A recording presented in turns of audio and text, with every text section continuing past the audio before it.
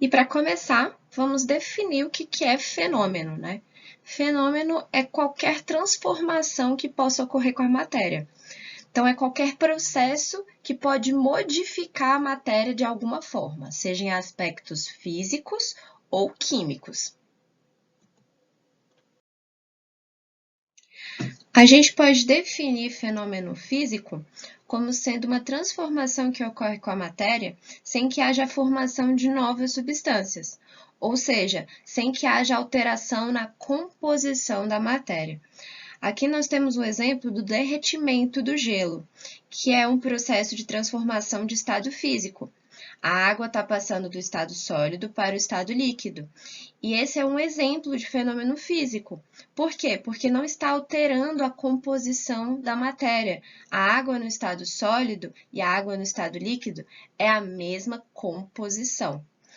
E só está trocando, só está mudando a sua organização. Então, é por isso que a gente pode chamar de fenômeno físico. Todos os processos de transformação de estado físico a gente pode chamar de fenômeno físico. Já o fenômeno químico, ele é diferente, porque é uma transformação que ocorre com a matéria e a formação de novas substâncias. Então, há alteração na composição da matéria. Aqui nós temos um exemplo de algum material que está em combustão e está produzindo essa chama esverdeada. Então, quer dizer que está formando uma nova substância. Por isso, a gente pode chamar isso de fenômeno químico. Os fenômenos químicos são reações químicas. Então, a gente vai ver reações químicas um pouco mais para frente, mas é toda aquela transformação que ocorre e a alteração na composição. Então, continuando a falar da matéria e as suas transformações, nós podemos descrever a matéria através de características. Essas características a gente dá o nome de propriedades da matéria. E aí nós temos as propriedades gerais, que são características que toda a matéria apresenta, e aí nós temos as propriedades específicas, que são características que ajudam a gente a distinguir as substâncias. E aqui estão algumas propriedades gerais da matéria.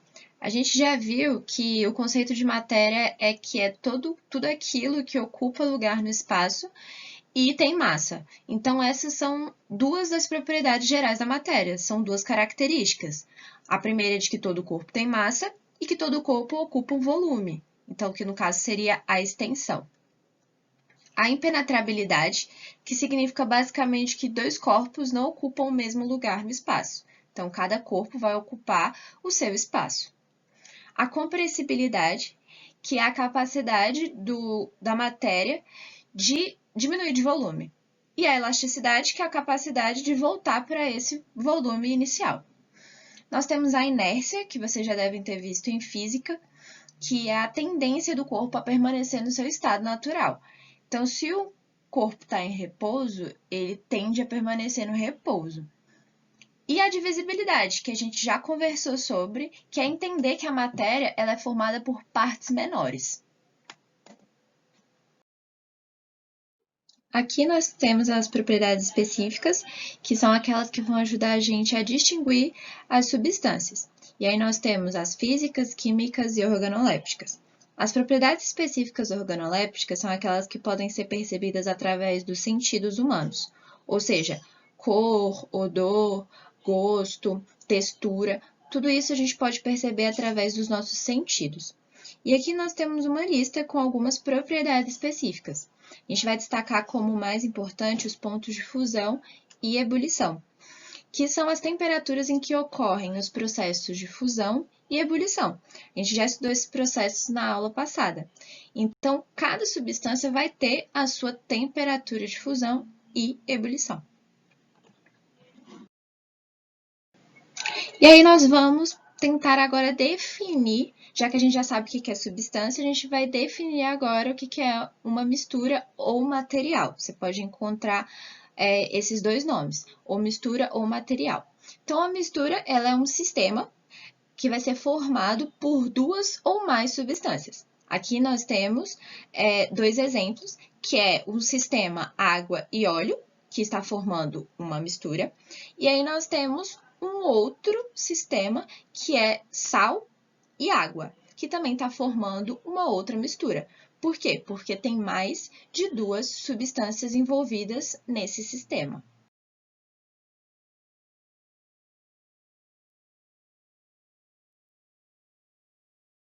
E aí nós podemos classificar as misturas em mistura heterogênea e mistura homogênea. A mistura heterogênea é aquela que vai apresentar 2 ou mais fases. O que significa isso?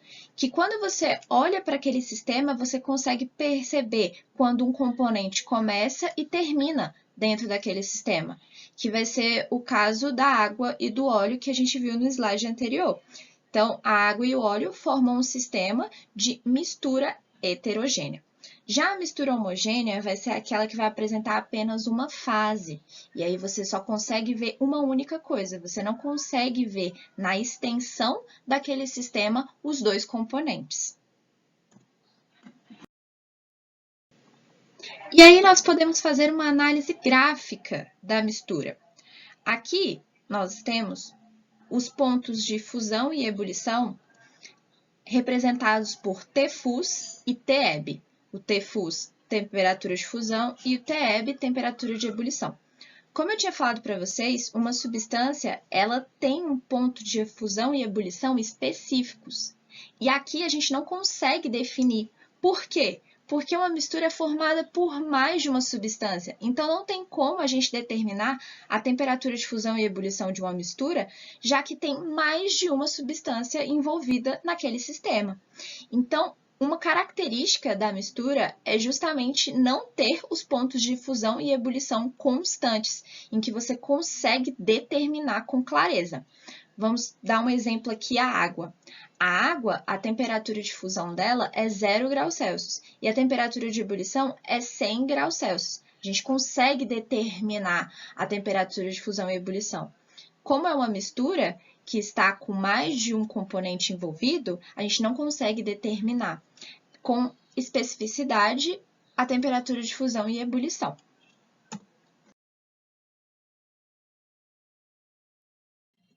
Porém, nós temos algumas exceções, que são os casos das misturas azeotrópicas e das misturas eutéticas.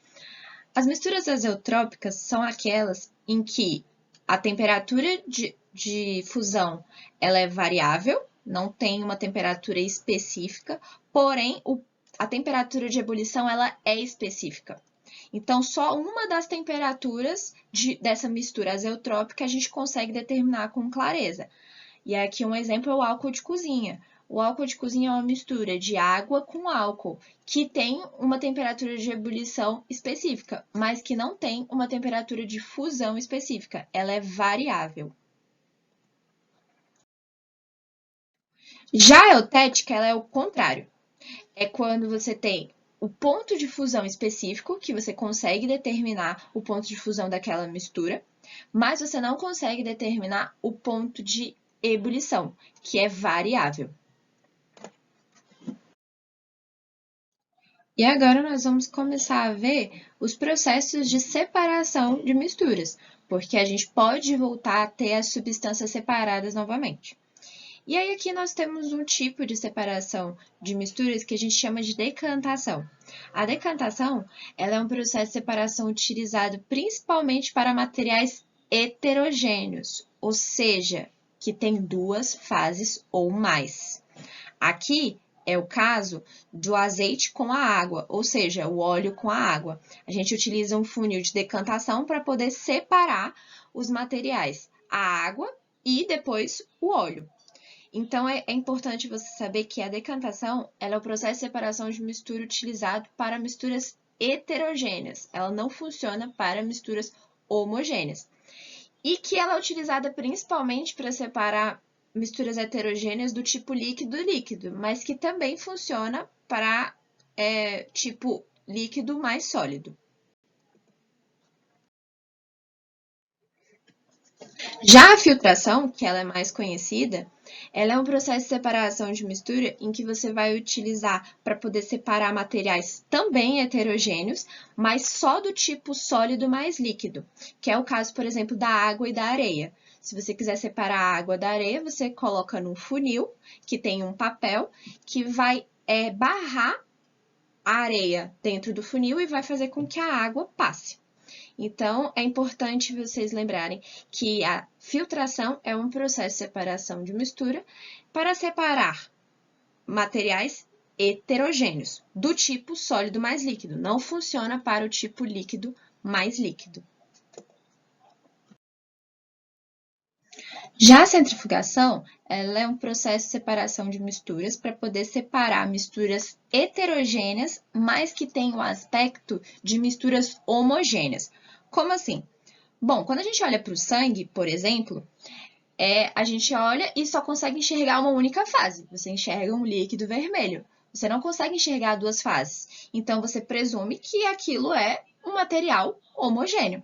Porém, o sangue ele é formado por corpúsculos brancos e vermelhos, que são sólidos.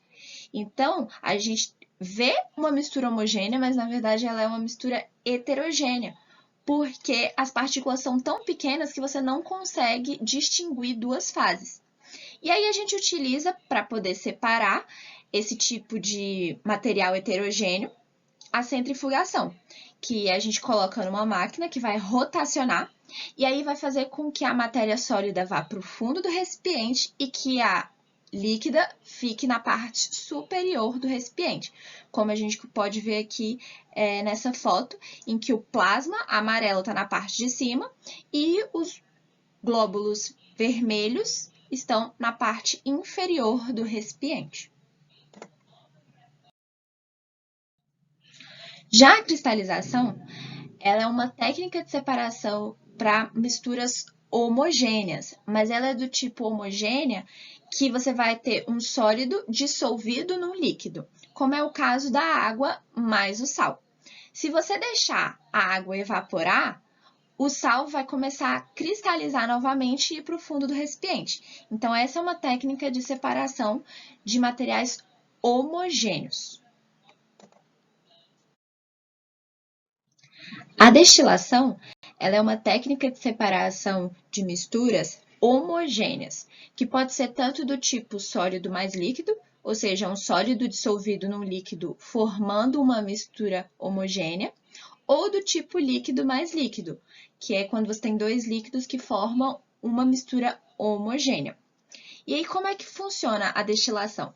A destilação, você vai aquecer a mistura homogênea e aí, dependendo dos componentes que tem lá dentro, cada um vai ter uma temperatura de ebulição diferente. E aí, quem tiver a menor temperatura de ebulição vai evaporar primeiro. E aí vai passar por um condensador que vai fazer com que ele se torne líquido novamente. E aí você vai conseguir separar os dois componentes da mistura homogênea que tem temperaturas de ebulição diferentes.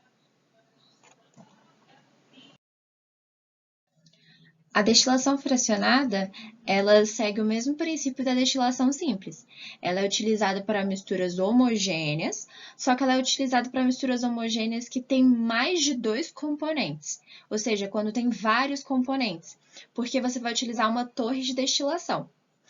E aí ela é muito utilizada para separar, por exemplo, o petróleo, porque o petróleo é um líquido denso, formado por vários componentes. Então, para separar cada um desses componentes que possuem temperaturas de ebulição diferentes, a gente utiliza a destilação fracionada.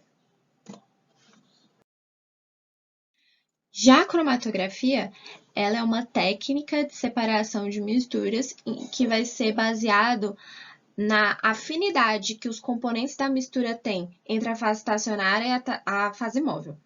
A fase estacionária é aquela que vai reter os componentes da mistura e a fase móvel é aquela que vai arrastar os componentes pela fase estacionária. Aqui nesse exemplo, nós temos algumas tinturas que estão sendo arrastadas. Aí nós temos a fase estacionária sendo o papel, a celulose, e a fase móvel sendo o álcool. Então, por exemplo, na primeira tintura, nós temos o amarelo e o azul. O amarelo, ele tem mais interação com a fase estacionária, que é o papel, porque ele está mais embaixo. Já a coloração azul, ela está sendo arrastada até o topo do papel pela fase móvel. Então, quer dizer que a tintura azul, ela tem mais interação com a fase móvel, que é o álcool, e a tintura amarela, ela tem mais afinidade com o papel, que é a fase estacionária.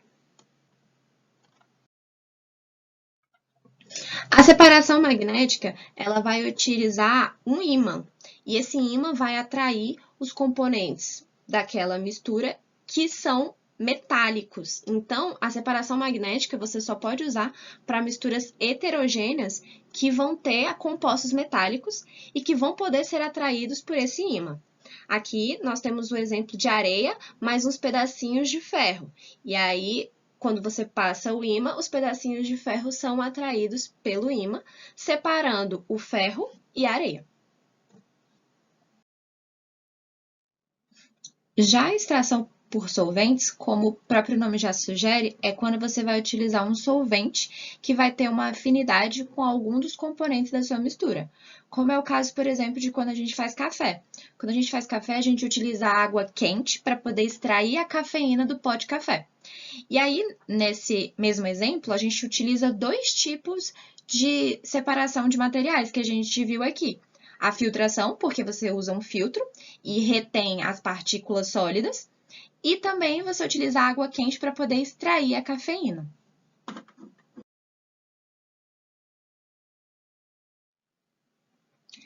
Agora nós vamos para alguns exercícios. Então, número 1, assinale as figuras que representam misturas.